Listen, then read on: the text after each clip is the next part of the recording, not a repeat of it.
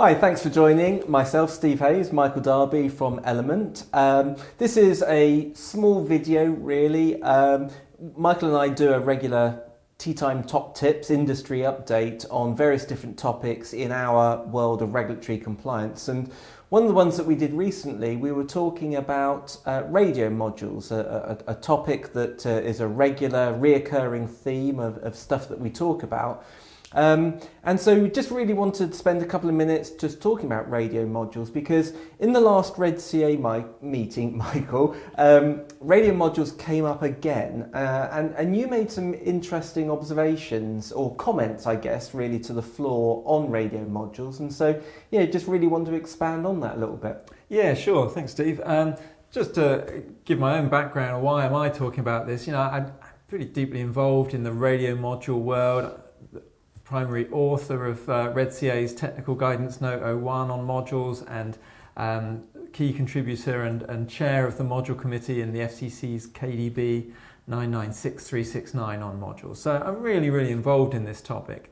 And genuinely I would say that it is the most complex thing you can do from a testing and approvals world is to integrate a radio module into a product, and laughably done by people who know the least about radio technology usually.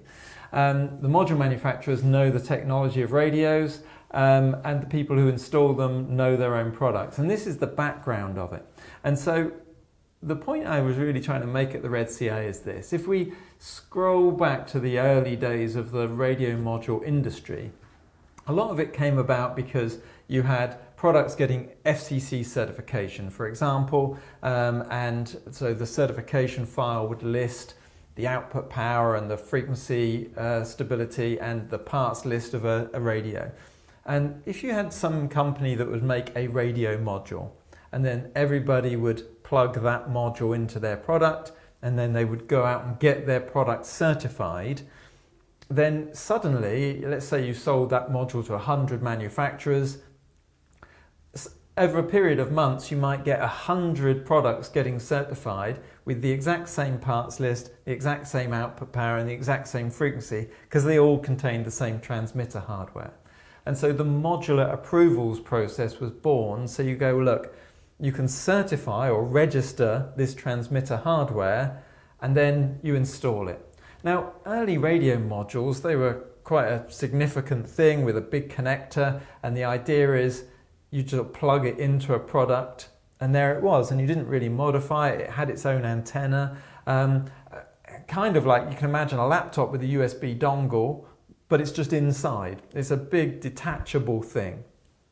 And so the early idea of a radio module certification by the FCC kind of assumed, well, you test the module on its own, and then when you put it in, the transmitter part is certified, and you won't need to retest it because it's already been fully tested, and so that's that. And so it was created this very linear transactional business approach where a module manufacturer made a module and tested it and then sold it on to the next person. And the next person took it, installed it into their product, and then sold that. And nobody really needed to communicate with each other. It was like additive manufacturing. Exactly, it just builds up a as step it goes. and a step and a step, and then the user gets the end product of these two parts that have been put together. Everybody's happy, nobody really overlaps. And you have to remember that our world is split into two halves. We talk about test and approvals like it's one thing, but really you've got testing and approvals being two separate things. You have to test a product and then get it approved. And the modules world proves that you can have a product which is approved, like a radio module, and then the end product gets tested. Well, now, over the years, people like the FCC and other market surveillance authorities and manufacturers themselves began to realize that if you've got a module that passes the tests on its own and a product that passes the tests on its own, you put the two together, who knows what's going to happen? And actually, in a lot of cases, the end product fails the tests. Two approved products combined together. And in Europe, of course, we don't have modular approvals because we don't have certification. So the end product has to be shown to be compliant, but we still have CE marked modules and CE marked products, and people put them together and they are responsible for the compliance of that end thing. And so over the years, a lot of people have realized I'm going to have to retest with my module installed, but very much a kind of, I think I should, so I'll have a quick look. But the industry has changed, and the radio modules aren't this big clunky plug-in thing anymore. Now they look like a chip and they're solder on. And so the chip or the module might have a CE mark, or it might have an FCC or Canadian certification, but it's soldered onto the host like a component. And then there might be a PCB trace, and then the antenna might be elsewhere. So it's a pre-approved part, but an integral part of the end product. So now the testing of the module really doesn't relate. You could argue that maybe in the early days, this big module that plugs in, the testing probably did relate.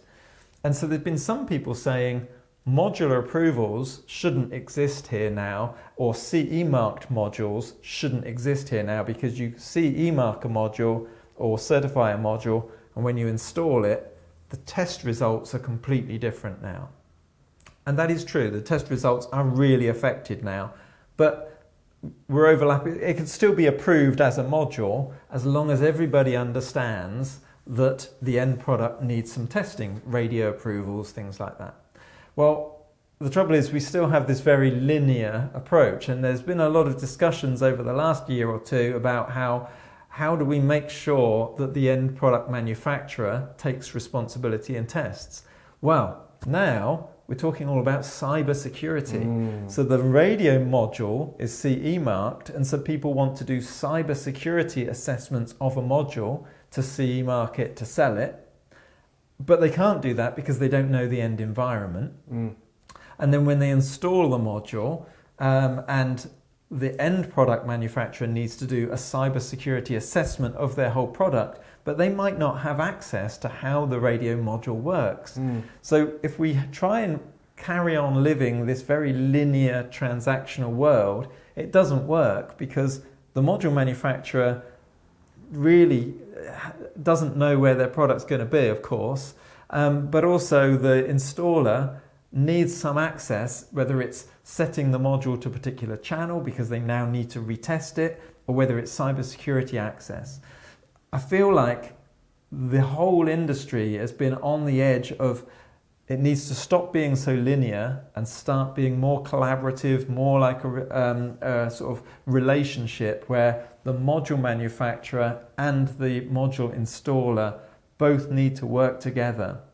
And it might be a case where the module manufacturer isn't just selling a module, they're selling a module and a service and a compliance solution, and the installer needs to understand they're working but I guess, with people. I mean, that's really good background, and I guess all the guidance that you've been authoring and being part of working groups that's creating still points back to the regulations and the law. Yeah. And so what's your feeling then? Do you think it's time for like a review of the directive in this case, or I think the directive is pretty clear. So if we look at the European Union, the Radio Equipment Directive doesn't mention radio modules anywhere.